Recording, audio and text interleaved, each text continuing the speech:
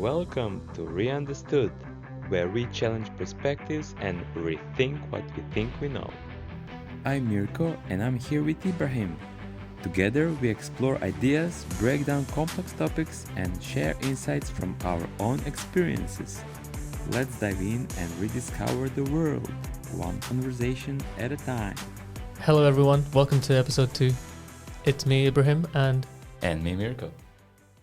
I recorded another episode last week with a friend in my apartment because we live in the city center in a high-rise building. All right. And from the background in the living room, you can see the amazing cityscape. Oh. So we set up a camera with the table in front of the big windows, and you can see a beautiful vista of the entire city. Nice. And so now, alongside that, I'm recording some content every day to try and get more comfortable on the camera. This is like my primary focus now, is just putting out content and getting comfortable in front of it.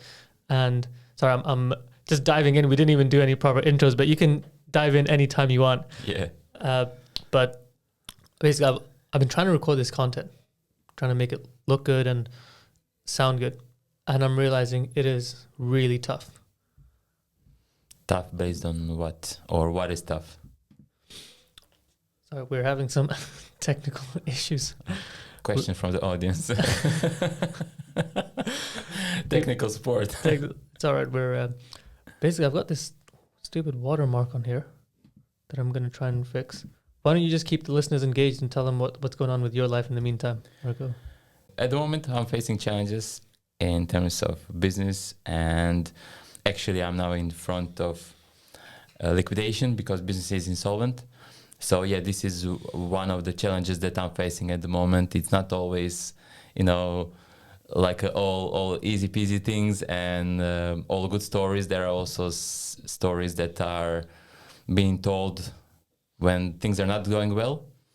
So yeah, this is my side of the table, right? Of what I'm going through now at the moment, and yeah, we'll touch on this topic more later on, depending on when we talk about those things, challenges that every entrepreneur is facing, and maybe this is not being talked often about those things, but they are also part of the entrepreneurial life. So yeah, it's Imagine what a story that would make, Mirko, if we said one day Mirko woke up and he had these really ambitious big plans and he tried to achieve them and he did, and it was easy. The end. Yeah. What kind of story? What a it would story. be 1 minute story, like Right? 30 seconds, right? So Yeah. these are the current chapters you're writing for your story. Yeah. And that's the thing, like, you could easily put so much pressure on yourself, like, oh, I'm a failure and I didn't manage to build what I wanted to build, even though regardless if it was my first or 10th business, right? Doesn't matter, but like, I didn't succeed at what I wanted to achieve. But I just look at this as a chapter, like a first chapter. I wrote first chapter. It was exciting. I went through many events like a COVID, Brexit, this recent inflation war in Ukraine that affected many, even the UK. So I went through all of those things, and it is story to be told as well. Like it wasn't easy. And it just like it happened that I call it this test A didn't pass. It doesn't have a mark as passed, like a result hasn't been achieved, but we got some key takeaways from this. Great, let's see now chapter 2, or let's call it test B, how this is going to turn out, right? Like experiments that you're running. Exactly, like it's life experiment, right? You can't, one of the things I often like to say, like, you go to school and then you need to know what you want to do for the rest of your life, right? That's why you go to uni, like to get, you might have interest in certain topics or fields of interest, but like until you're actually into it, you don't know what it is. It can be something totally different, and that's why many times people are changing. During the studies, they see, oh my, this is not for me. Then they switch somewhere else, and that's totally fine. And it's same with the life. You finish school, oh yeah, I know everything. You know nothing, right? So that's why we often put too much pressure on ourselves. As you mentioned before, like when I was younger, like I know everything, right? And like you would assume that now when you're older, you would be able to nail those challenges, but you're not. Why? Because challenges are different. And each year, all I realize is I know even less than I thought I did. Yeah. Right? It's funny. I think it's because there's this quote which is, as the island of knowledge grows, so does the shoreline of ignorance. And it's the idea that sure, you're learning more, but then you're learning about what you don't know more and more now as well. Your brand is expanding, and during this expansion you understand like your knowledge is like a small compared to what is available there, right? Because it's the idea like you can be really uninformed and have no idea how uninformed you are. Yeah. This is the kind of oblivious ignorance phase where you don't even know how much you don't know. Yeah. And I'm in this space for a lot of domains. I can recognize it now. So I've gone into new fields over and over and had this similar response where I was like, damn, this is a lot tougher than I was expecting. There's a lot more to this than I don't know. So now I know this pattern. So I have this response now when I go into something new. I'm thinking, all right, there's a lot here that I don't know about, and it's going to be tougher. It's going to be more broad than I was expecting. Yeah. And so it helps me reframe expectations. But something you were talking about earlier is this idea of putting pressure on yourself, right? And you have expectations. You're thinking, oh, I'm not good at this, or I can't do this, or I need to do all these kind of pressures and expectations you put on yourself. But the way I look at it is self-belief is a lagging indicator. So I can go to the gym one day and I'll come back and I'll look at myself and think, I still don't look fit. I'm not healthy. What's going on? And our minds work in this really short-term feedback loop where they're like, you do an action and I need to see what the response of the feedback is. But that's not true for most meaningful things, whether it's fitness, gym, even relationships. You can start working at something. You can try better communication and you think, I'm doing this thing, but it's still not working yet. And we get impatient and we think, damn, this isn't what I was expecting. Why is it not giving me the response that this is good? And so now I try and have this delay where I'm thinking, all right, got to wait. I've got to be more patient. And it's difficult because you have to reconcile the self-belief with the reality. Right? Now, running a business is a perfect example of this. You're almost a delusion at the start. Because you think you can do something, you have this vision in your head, and for a very long time, reality doesn't reflect that. So you have this belief, which isn't reflected in reality. That's the definition of delusion. But like I was saying, self-belief is a lagging indicator because like any kind of financial markets, for example, there's a change and then there's maybe weeks, days, or months before you see that change reflected in the price. And so a lot of things that we do in life are also a lagging indicator. And I'll go to the gym every day for a month and I'll have this self-belief that I'm a healthy, fit person. And then I'll start to see the results after a month or something. Okay, now my results and my reality are starting to line up with that self-belief. But it's that initial dissonance that's very hard for people to reconcile with because they want one thing, they believe one thing, but reality doesn't reflect it. And so the people who can get truly exceptional results, I think they have to be comfortable with that level of delusion. Yeah, that's the thing. Like when we want to achieve something, it is because we have seen results, what someone else achieved, right? And I say, oh, wow, that's cool. That I'd like to do that as well. Like, I don't know, starting a business, right, in certain field, right? Oh, this is something great. And then, as you said, like at the moment you see just like the where you want to be, but like you don't have any idea how is it to come there, right? Like overnight success story, right? It's been done over years and years, and then you see someone appear suddenly bright, successful, and then you start comparing yourself with that, and you know nothing about that story. So that's the thing. Like we need to rewire our brain and like set it up to starting point is this difference, right? And just having a patience, reminding ourselves, or like, okay, we are on the path of alignment, right? Which is happening over the time as you gain knowledge and experience. 100%. One thing that I think about sometimes is this idea of identity, right? And how it pertains to the goals that we're trying to achieve. So how would you, I'll frame it better with, so do you think you've got a very crystal clear grasp on your current identity? In which terms? in what aspect of my identity would you? So we can break it down into character traits, habits, ways of thinking, style of communication and interacting with people within those domains. If you had to explicitly describe them, you don't have to do it right now, but would you be able to do that? I would say the more you think about it, the more you became clear about where you are. And just like what we talk about it before, like you might think you are somewhere or you know something, you know, the person who know nothing, right? He thinks he knows everything. So like if I start dissecting, then we would need first to create like a starting point, like what is this actually? And my understanding of this, is this what actually is, right? If I think I'm a great communicator, right? What does this actually mean? And then based on that actual, not my thoughts, but like what actually this is, then comparing to this. That's why assessments like they are good, because they kind of tell you, they indicate where you are in certain fields. So listeners, if you think Mirko is a good communicator, please write in and let us know. Yeah, you mean, for example, 1 to 10, huh? Yeah, give him a rating. Yeah, I would say at this stage, maybe 7. Okay, that's strong. Yeah, I would say, like, I see everything below 5, it's very poorly.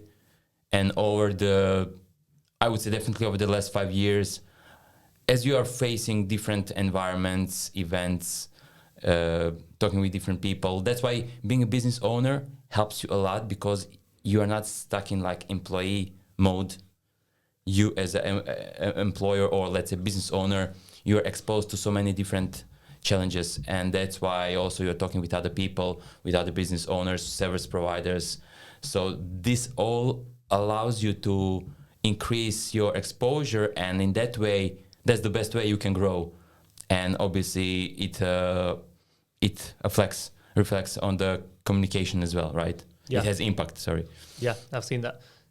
There's like a universal principle we can more or less agree with, which is that more volume means you get better. Yeah. At pretty much anything. Numbers game. Right. But I think there's a caveat to that in which it doesn't apply. And it's things that are done automatically.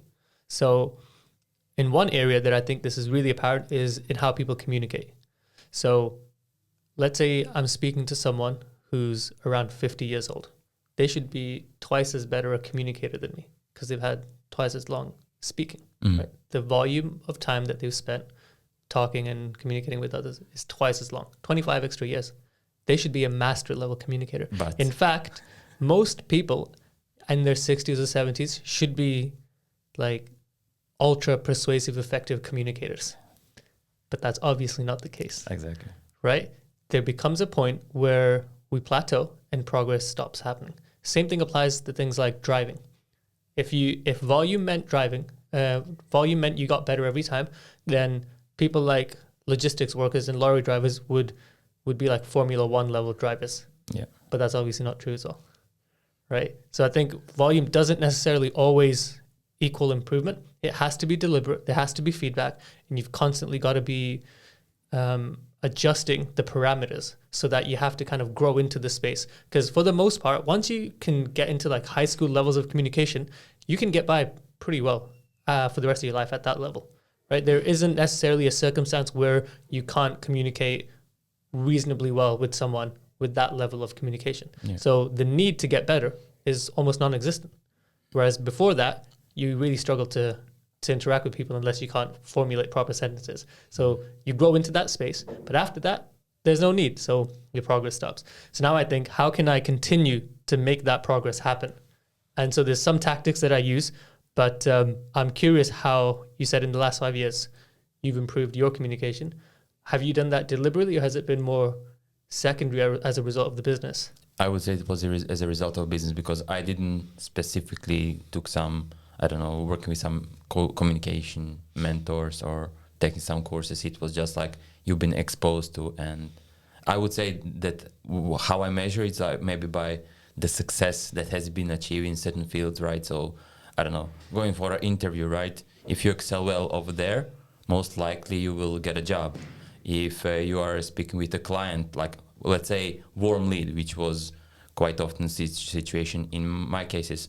So still you need to find what they need, and what they are willing to pay needs to kind of reflect what you are willing to accept, right? This kind of thing. So it's always finding the balance under, like, a communication is not just what you talk, but like you need information from other side, and based on that you can understand what you should put. It doesn't have to be too much, but it has to be just enough for the, let's say, for deal to happen in any environment, right?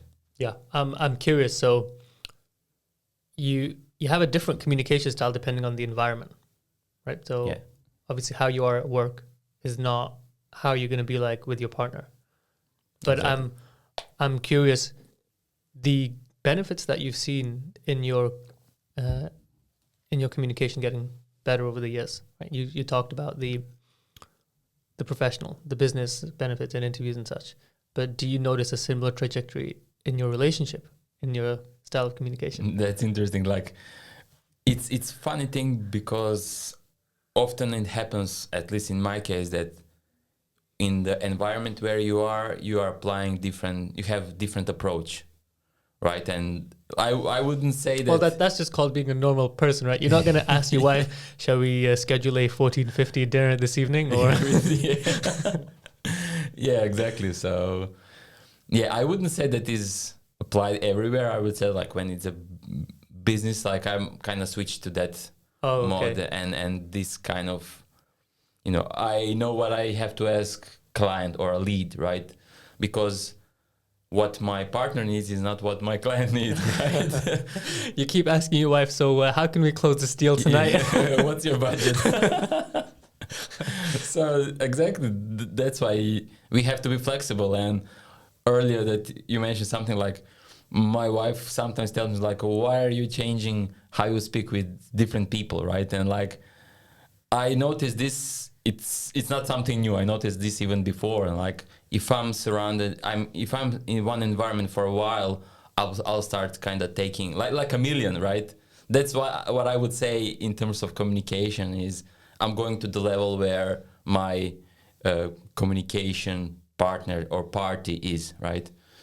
I think that's the most effective way, because you want to meet people halfway, right? That bridges the gap a little bit easier.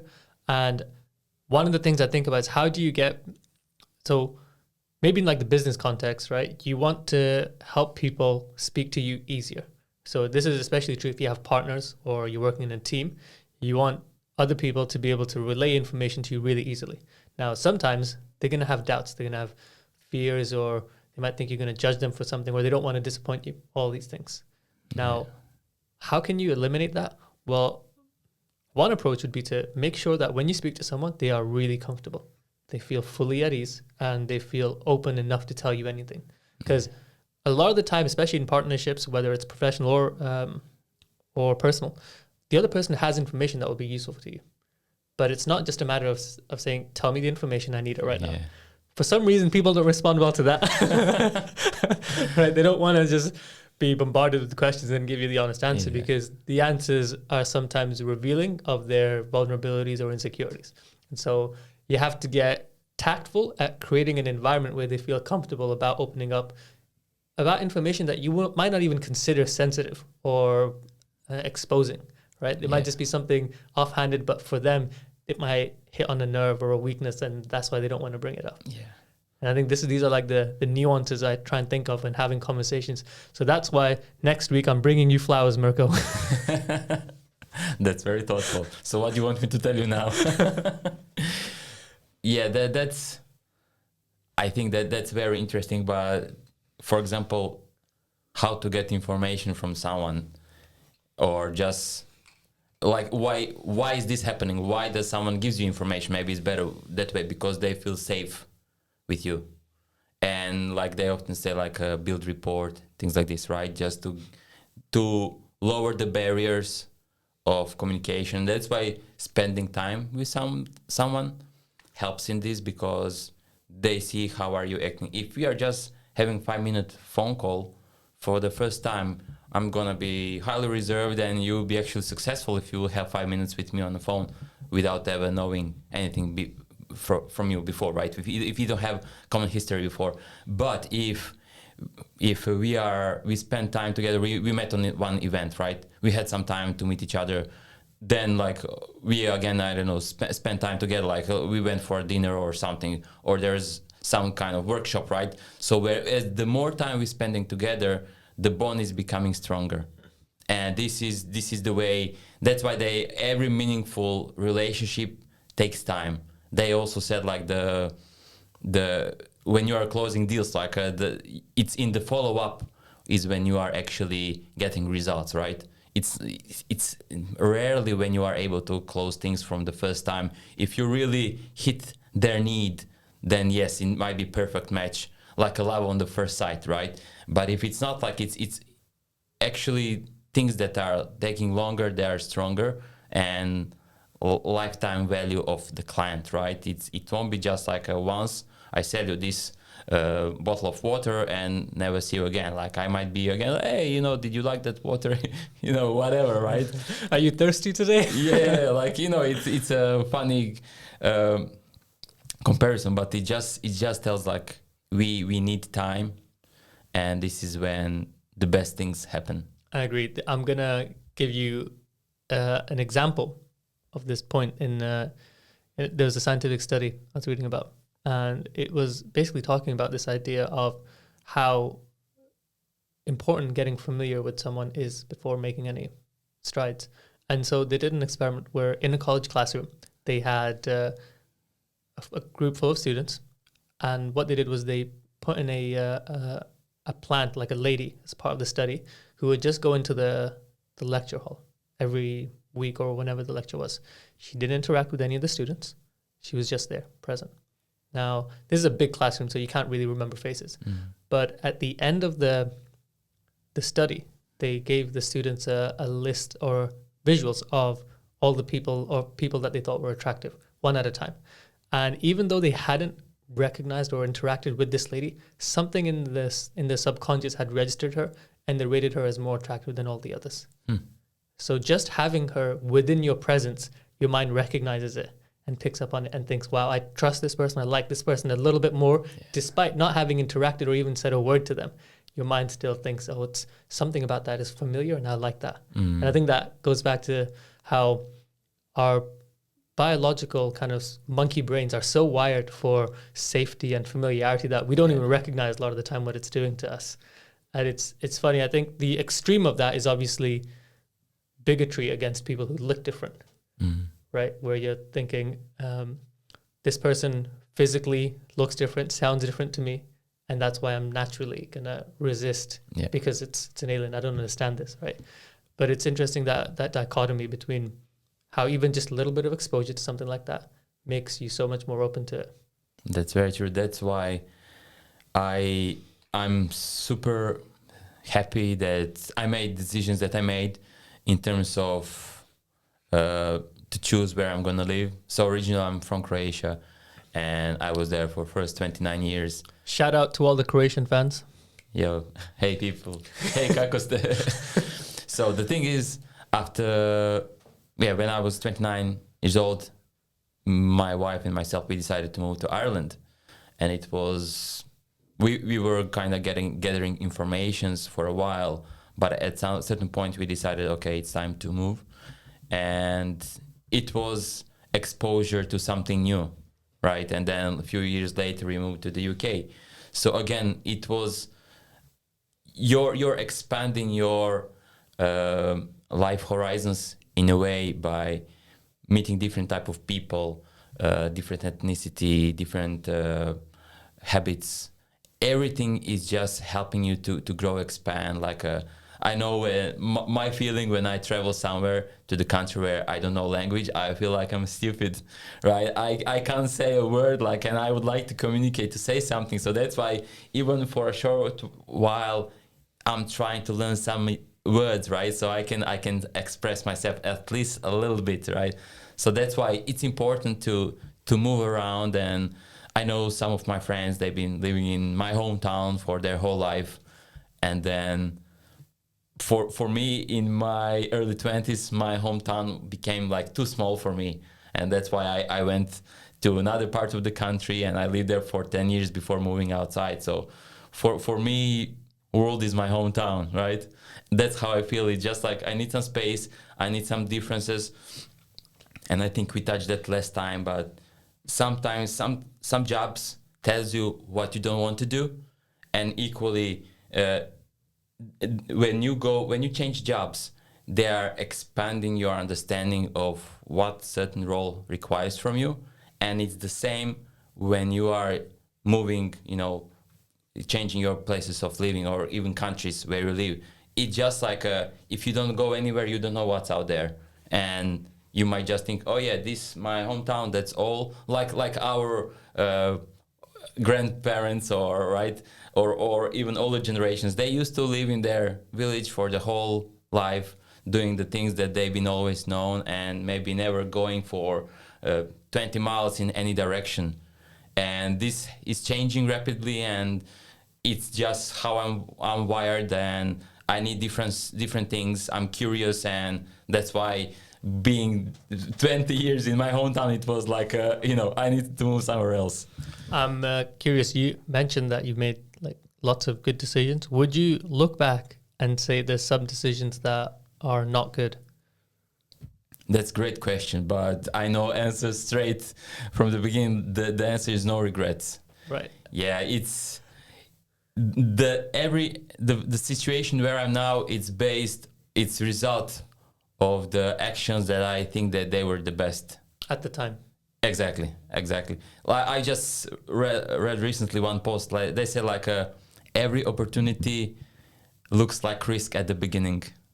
That's a great line. Yeah, and that's how it is. That's why I like the tattoos when it says no regrets. Is that next episode? You're gonna turn up with a no regret. Usually the people, and I'm stereotyping here, but it's usually convicts, people with a criminal record that have no regrets tattooed on there. Misspelled, yeah. Yeah. Yeah, I think it's a funny thing when you see it, but it actually is how regret should be spelled, if you ask me, right? Oh, it's ironic. Exactly, yeah. But yeah, life is strange, and this is what we like about life. You can't see what tomorrow brings. There's a quote here that I've pulled up for your dissection, and it's from Mark Twain, and Come he closer. said, "You all right? Pause. We Do we can't hear? pause." Yeah. Sorry, but I hear like you are maybe too quiet. Oh, really? Yeah. What about now? Yeah, now it's fine. Yeah, shall I turn? Yeah. Don't worry, we Sorry, can I was like, we can what's happening? Who shut down the lights? Where's the electricity gone? Yeah. we can cut this out and tidy it No up. need. Like it Keep happened. it raw. That's life. I was just talking 1 minute. No regrets, guys. Exactly. Yeah. But I've got a line here from Mark Twain that I want to get your thoughts on, and it's: most men die at 27; they just get buried at 72. Yeah. That's what we don't want to, right? He was the original no regrets guy. Yeah, it's sad when this actually happens, and that happens very often. It's just people. I like to think that, like, we were curious, we were little explorers when we were kids, and then school happened, and for some reason, we lost that curiosity. And as we finish school, okay, now is life, and I have to do what everybody else do. And some people are able either to keep curiosity or to kind of respark it again and nurture this. And this is type of people who I think are the happiest, because they didn't die at 27. They continue growing. And another thing with retirement, it's such a how should I say, fraud, right? People are created to create, not to do for a certain time and then stop doing nothing. You just can't. Like, you are still alive, your brain still works. Like, why would you shut down? You're biologically designed to stop working at 65 years old. Yeah, exactly. Oh no, now it's 67. Sorry. Sorry, they can't keep up with the evolution these days. Yeah, it's too fast. Yeah. But I'm glad you mentioned the thing about school, because I think that really is the kind of the turning point for a lot of people, because children have this sense of wonder where they're really curious and open and trying all things, right? And then there's something about formal education that completely eviscerates that. And now that I've had more distance from education, I think about this and I think of just how absurd the whole system is in terms of not just the structure of it, where you're sitting in a classroom in often really drab environments with like derelict buildings, and you're being spoken at by someone who also doesn't really like what they do. The entire setup is so weird. But then the actual content of what they're telling you, absurd like facts from history or useless biology lines, all these things that have no real relevance to your day-to-day life. It's almost as if it was deliberately designed to keep you uninformed so that you would come out of education thinking, well, I don't really know anything about the world. I guess I'll just get a job like I'm supposed to because that seems like the only option. And continue watching news. Yeah, because that's my only source of information to keep informed. It's the systems is when you step out of it, it seems so obvious at how badly it's rigged. Yeah. And you think, wow, I can't believe we got out. Yeah, that's like I'm now also undergraduate in business studies, and for example, over the last 3 years, we had rise of AIs and rise from ChatGPT, everything started, and I'm thinking over the last 3 years, let's say, they didn't change curriculum, right? Like AI is here, like it's something that almost every business need and should start implementing, or at least considering seriously to devote, at least a team to see how they can implement this technology in their business. The magnitude of the change I've heard is being compared to the internet. So it's like a company maybe back in 2000 saying, oh, this internet thing is a fad. It'll probably just pass. That's the equivalent of companies now saying, oh, AI is probably just going to That's crazy. And then you're seeing not even single module about AI, which is important part of business, and business operations. And I'm thinking like, how often does curriculum gets updated in the first place? Yes, for uni, but even for primary school, right? Like it has to have people, like the now younger people are exposed to so much more information, and they need to, I think curriculum needs to be more agile and bringing more value to the pupils, because like people stop going to school in a way, right? So, but if you let's say you were looking at how can I have an effective system for educating children, right? Maybe at primary or high school level. Now the current system is obviously ineffective, but what ideas do you think would work for making it better? Now, before you answer, we think about what is the correct framing for what is the purpose of education, right? Then you reverse engineer a system to make that most effective. So in my mind, education fosters creativity. It helps people build skill sets that deepen their own personal interests in whatever avenue they want to go. Yeah. So the question was? The question was based on, well, let's make it two parts. First of all, what do you think the purpose of education is? And then what is the most effective way to deliver that for children? The purpose is to prepare you for life, right? So there are certain... Do you think that parents are going to be part of that? Because, sorry, I should have clarified, formal education and structures and institutions. Definitely, like there is like like obviously when you're at school, you are exposed to like social, relationships as well. So there is, I mean, parents have to have big part in upbringing of their kids, but obviously family and school, they have different purposes.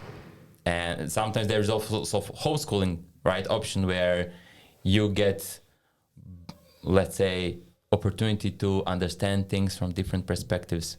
And I wonder why homeschooling approach is not implemented in schools, right? Where you have things like, you have bulb, right? What does it do? How do you power it? Who invented it?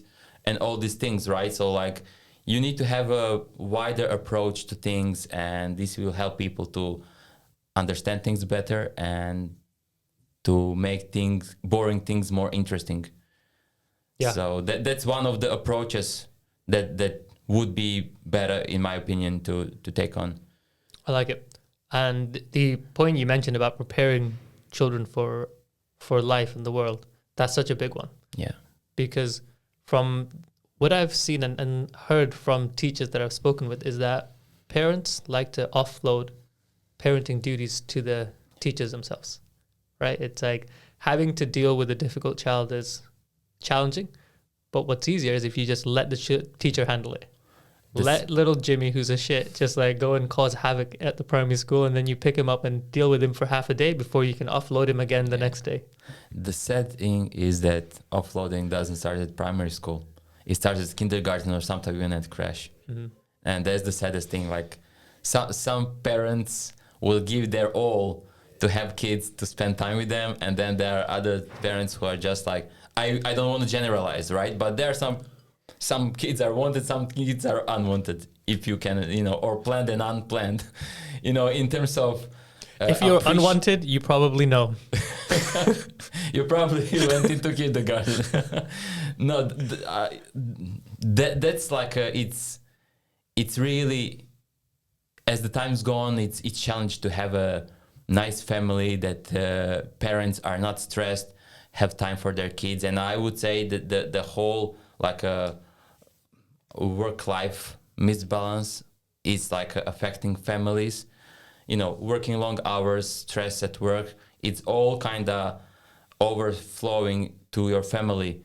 And then like you don't have time for a kid to spend time with them, to do homework with them, to play out with them.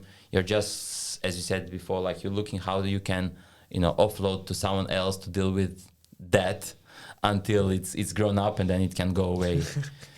It is sad, and that's I think that's the bigger problem. And then if parents would have more, let's say, power, to deal with this, they might also take more attention to what is happening during the school time, education, what kind of education has been provided, is enough care provided for their kid from the lecture. So there is so many things when you don't pay attention to it, like, oh, he's fine. But when you start looking and analyzing how things are, what is happening, then you might be more interested in the results that will happen. And if you are happy with what will happen in 10, 12 years time, then fine, don't change anything. But if you are care about someone, you want their best, then you will be more invested in that. That's an interesting angle. I never thought of it from there before, which is when you were saying the reason that parents are struggling is because of the pressures of modern living, especially around finances and work. Yeah. So it's almost as if bad parenting is systematic of challenging living circumstances as opposed to something else. One of the other things that I think might be one of the sources to bad parenting is relationships that aren't maybe as secure, right? So the nature of relationships now are very different to the past, right? So when one income was enough to sustain a household, the format and dynamic of a relationship was also very different, right? So we have two factors at play here that have both changed, and I don't know which one's contributing to what. But now, and I guess we're in very different generations here as well, so it'll be interesting to see the perspectives. But the perspective that people have towards relationships is more, I don't know, it's more like we're just two independent people who are going to get together and maybe cohabitate and potentially have a child because that's what you're supposed to do. And then we'll try and just make it work, whatever, as we go. Kind of non-committal without maybe recognizing the magnitude of what it actually is. Yeah. Now, sure, this is coming from a place of judgment, but maybe it's just ignorance, right? People don't have role models or ideas for what healthy relationships look like. So I'm curious, did you have those kind of role models growing up? Or where did you get your ideas or learnings from for what a relationship should be like? Everything starts from home, right? And what we see as kids, what we soak, sometimes it's not spoken words, but what you see. That's right. Kids pick up everything. Exactly. Yeah. We are visual sponges. Like we take 80% of information through vision, right?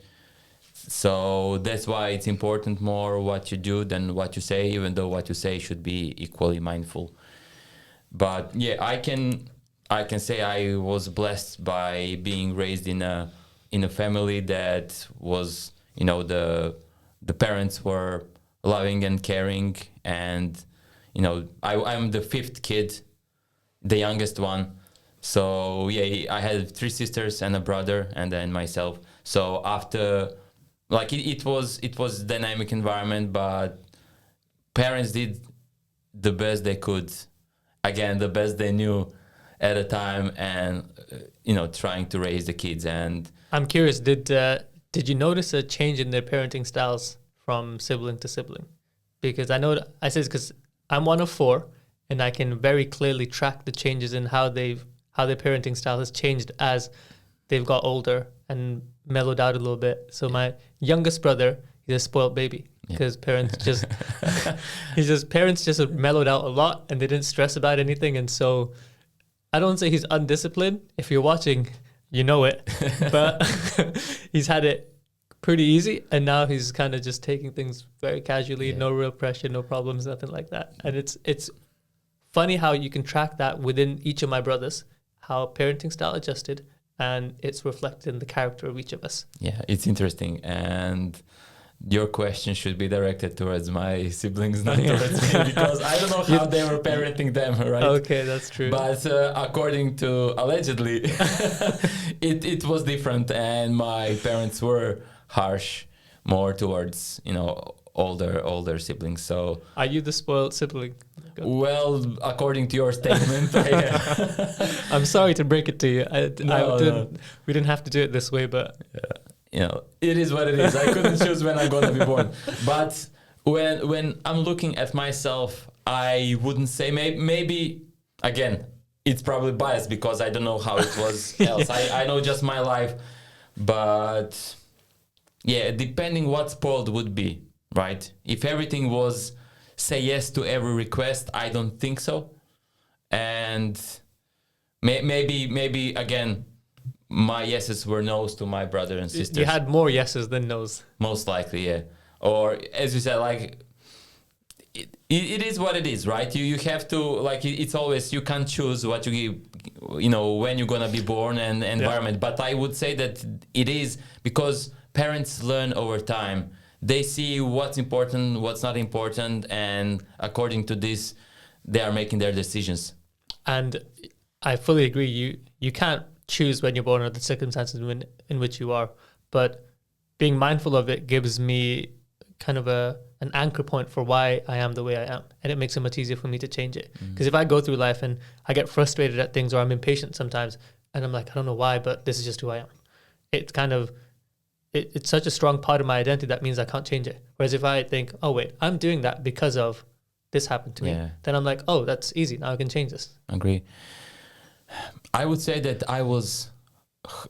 from my perspective, I was always expecting a lot from myself, right? And that's why I can't say like I'm spoiled, I'm not spoiled, because and what was my driver was my understanding and my ambitions. Like, I always valued myself as a person who has potential, and that's why I was kind of pushing myself always. Nobody tell me like, oh, you have to start a business, you have to move from our home, you have to find a job. It was always internal, like internal burning thing, right? That kind of forced me to go, to see, to do things.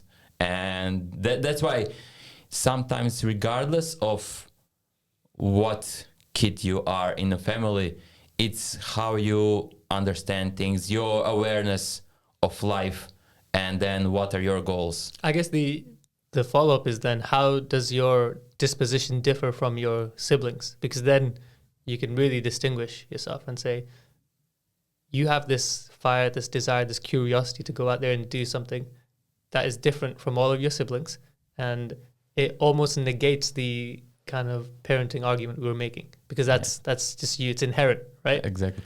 But interesting thing is that almost all in our family, all members are creative to some degree, and I would say this comes from my parents, and those traits, they were passed on, like obviously by what you see, but also it's in your genes, right? It's how you do things.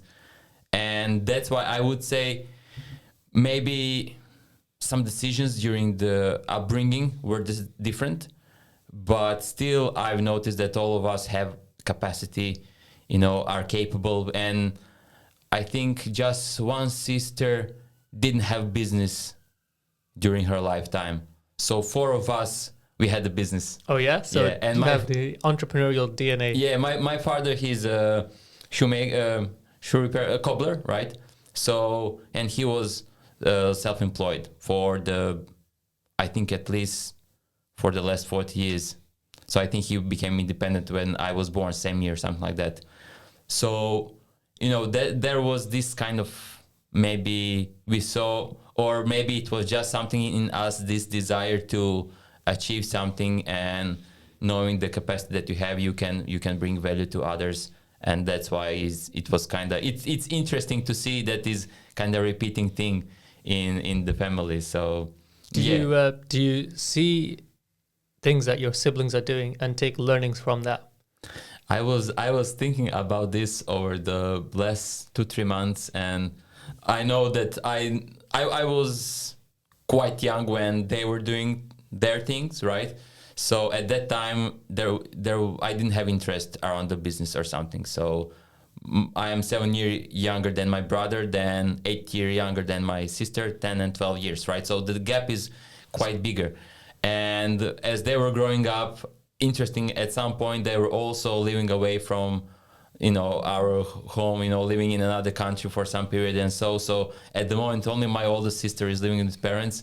2 of my sisters are living in Germany, and brother is living in Ireland. So we are dispersed across the Europe-ish, right? So it's interesting that we are all decided to find our, let's say, happiness, somewhere. Not necessarily, it doesn't have to be in our city where we grown up. It's just like we went out there, we were exploring. Like we have this expression, like a crab's kids, right? They always just disperse, right? So I would think that was interesting thing. But your question is, over the last 2 months, I was thinking why I never spoke with my siblings, like what was your experience, any key takeaways, things like this. Like it really, I never, it maybe because of the distance and me in a way being independent and thinking that sometimes you think you are enough, right, on your own. And we spoke this last time. This can have sometimes unwanted consequences, right? Not speaking with other people, doing things on your own because you have limited knowledge. And even though businesses were all different, I would say it's always worth speaking with people and trying to get as much information as possible. And yeah. No, I agree. And especially in the context of business, where I think we both recognize that all business problems are really personal problems that surface in the business. And so my thinking would be, if I had older family who ran businesses, that the challenges that they come up against would be almost identical to the ones I face, depending on how similar your temperament is. Yeah. And if you guys have a similar disposition, I'm guessing you do, if you're all creative, free-spirited types, then the challenges that each one of you face most likely is going to be similar to the ones the other one is facing. Now, they might present themselves differently, but I would bet that they stem from a similar personal kind of challenge that surfaces in the business a certain way. Don't you think? That would be interesting to know, because we might start businesses from different reasons, right? And again, the reason why some businesses don't succeed, it can be really a big variety of them, right? So, for example, my brother, he was also cobbler, right? So he worked with my father at his shop, and then he opened his own shop, and he was running for some time, and then he closed it. And so there is like maybe to my brother, father was a example. Oh, he was doing this, like I could do the same thing. It's not hard. I have this skills, and maybe that was the reason why he decided to move. And then later on, he moved.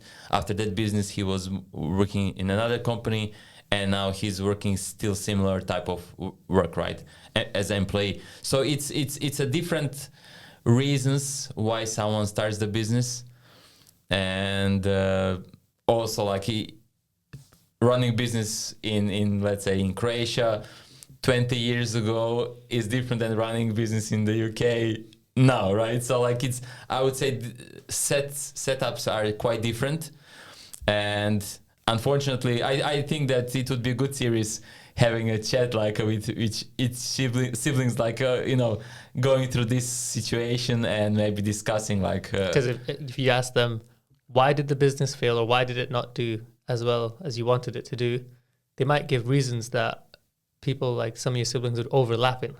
Yeah, that would be my theory, right? Yeah, like right. Seeing the pattern, yeah. Right? That would be interesting, yeah. Because I try and do this with my brothers now, where I see them doing these things and I try and say, no one was able to offer me guidance, but because we are very similar in our temperament and dispositions, I'll think, I know exactly why you're doing this, because of this thing that you don't want to deal with, or because you're avoiding something. And I'll try to say, look, just deal with it now. It's going to make your life so much easier.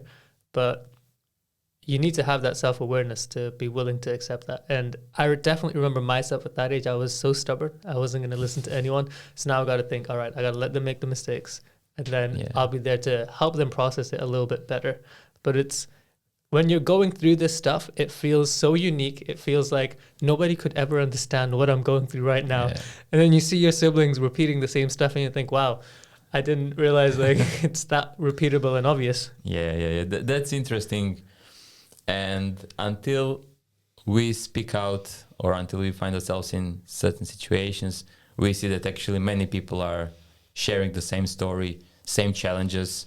So that's why it's interesting to speak out, because you might be helping someone, you know, not even knowing, but obviously if you speak out, it's because you are sharing something and you want, you know, to help people learn from your mistakes as well. And that's what we're intending with this podcast. Thanks, guys. We're coming up on an hour. That's a beautiful ending.